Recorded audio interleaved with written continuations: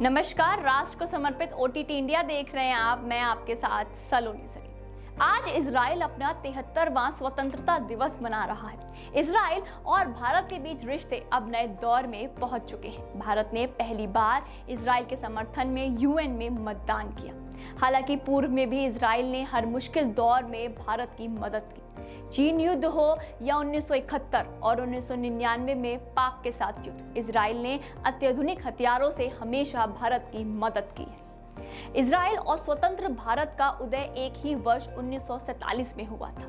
हालांकि आधिकारिक तौर पर इजराइल को स्वतंत्रता 1948 में मिली। दोनों देशों के शुरुआती संबंध अच्छे नहीं थे।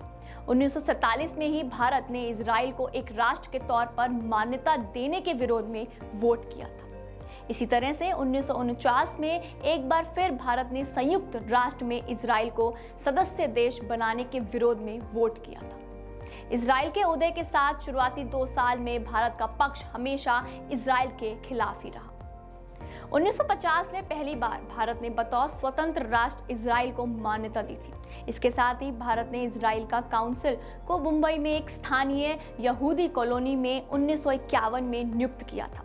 इसे 1953 में अपग्रेड कर काउंसिलेट का दर्जा दिया। 1956 में इजराइल के विदेश मंत्री मोशे शेग्रेट ने भारत का दौरा सुएज नहर को लेकर जारी विवाद के बीच किया था। सुएज नहर का विवाद इजिप्ट और इजराइल के बीच था।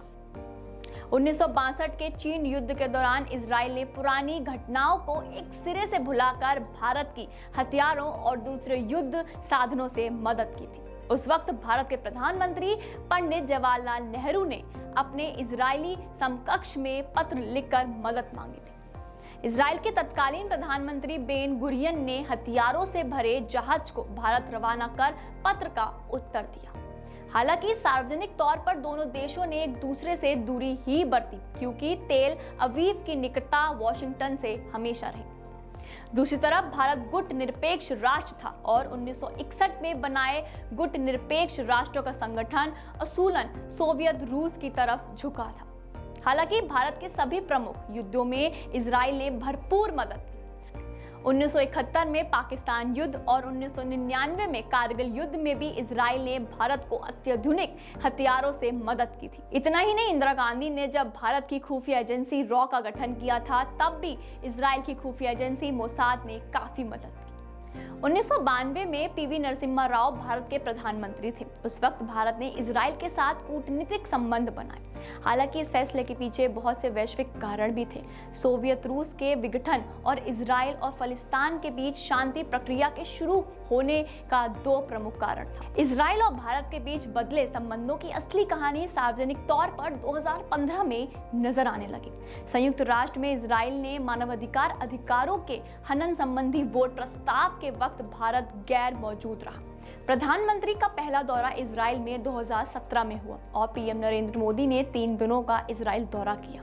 2018 में बेंजामिन नेतन्याहू ने 6 दिनों का भारत में दौरा किया। हालांकि संयुक्त राष्ट्र ने भारत में यरूशलेम को इजराइल की राजधानी के तौर पर मान्यता संबंधी प्रस्ताव के विरोध में वोट किया। ऐसे ही और वीडियोस के लिए आप जुड़े रहें ओटीटी इंडिया के साथ। रग रग में हिंदुस्तान। धन्यवाद।